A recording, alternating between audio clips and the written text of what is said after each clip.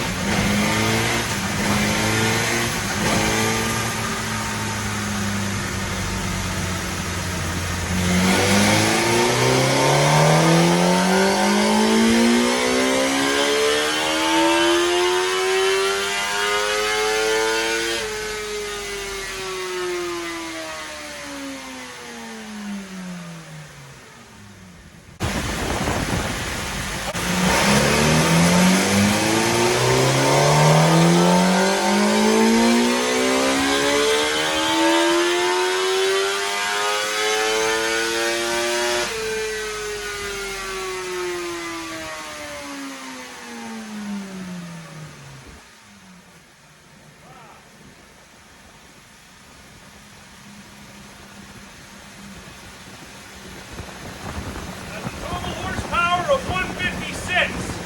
Currently on the graph, I have the 2008 that we just built overlaying the graph. So we need to look at the peaks of time. And the first pole was 153. We'll make two more just to make sure it doesn't gain any more power. And do that on. Well, I thought these were supposed to be torque monsters, but that's not as much of a torque monster as I thought it'd be. Picked up a few horsepower from doing a couple poles.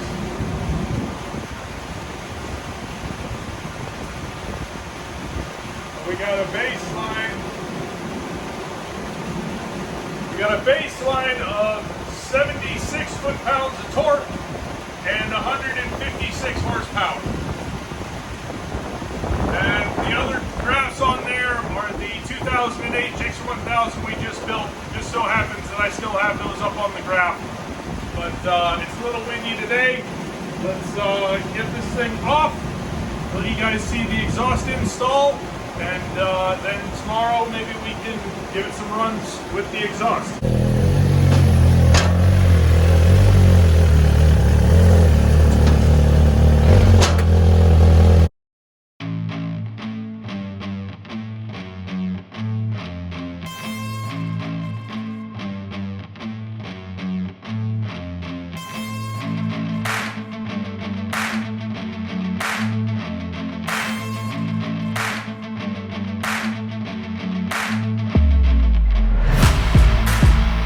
From what I can tell, it seems like I'm going to be able to get the exhaust off without completely dropping the radiator. It would be easier if you have limited tools to drop the radiator or at least completely dislodge it. I am only going to be taking the 10mm bolts off of each side just to give myself a little bit of room, get myself a cardboard in there to prevent any contact. But let's get it off. Back to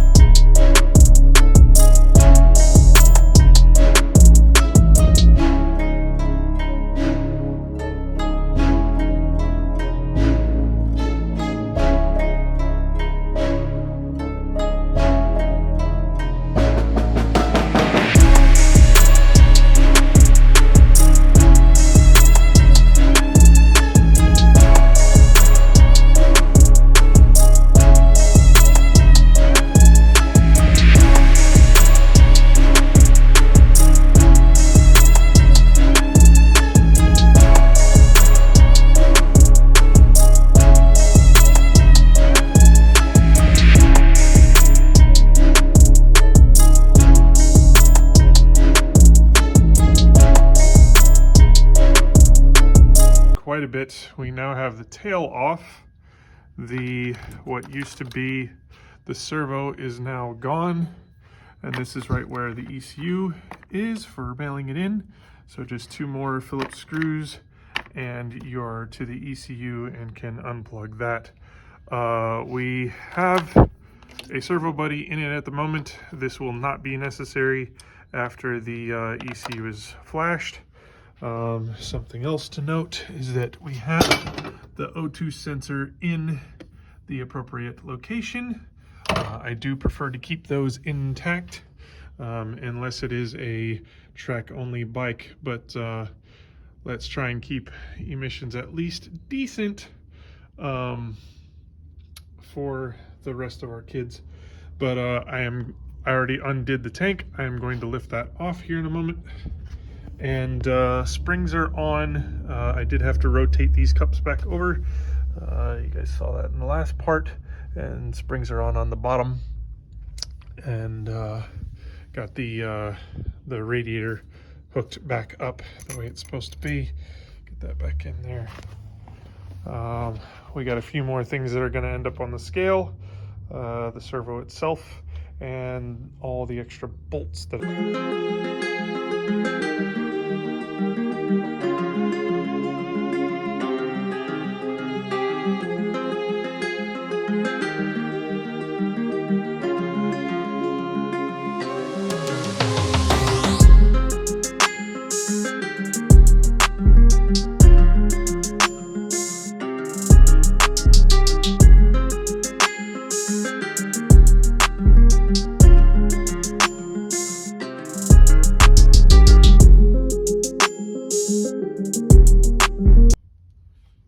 let you guys see what those stacks look like. So that's a dual tuned length stack.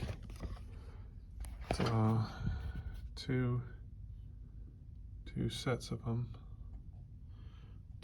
So that gap down there gives it a dual tuning frequency. I wouldn't mind trying a couple different versions of aftermarket stacks, but the factory ones are pretty hard to improve on.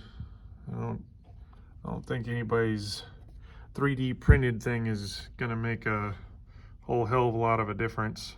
Trimming these off down to a single length might help more than that. That's how a stock port looks like on a 2022.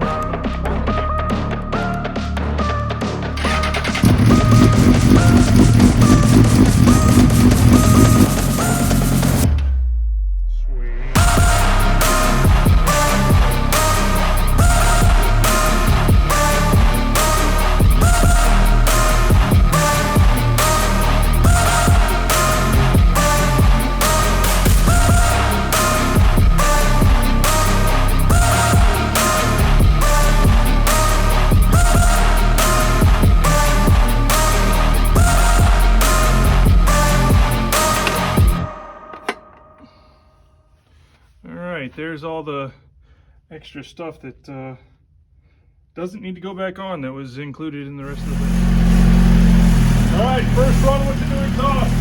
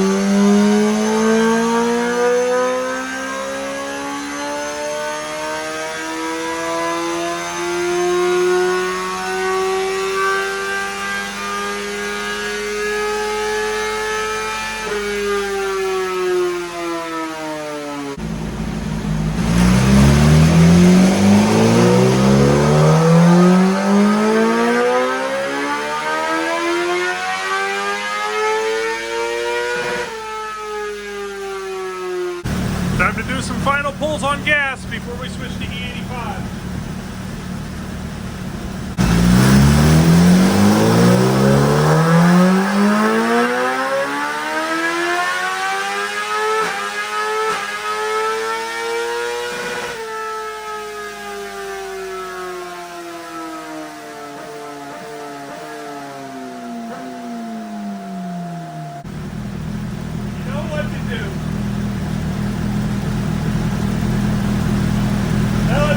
Bad boy over the E85. Alright, we got fresh E85 in the tank. Let's give it a hit.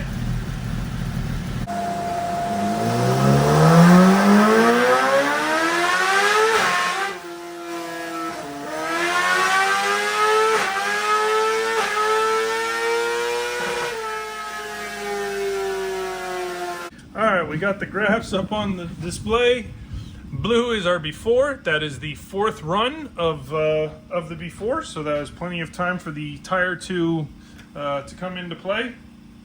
And then we got green is our best gas run, brown is our best E85 run, and yellow for giggles, that is a 2008 that I just finished. That video will be coming right along with this one. I got to fix a coolant leak on it, and then she will be out the door, but that is the best run from it on gas. But that thing on methanol really makes some power. And then red is our best Ram Air multi-gear run. So like, subscribe, all that fun stuff. Or this will be available as a mail-in flash for either E85 or for pump gas.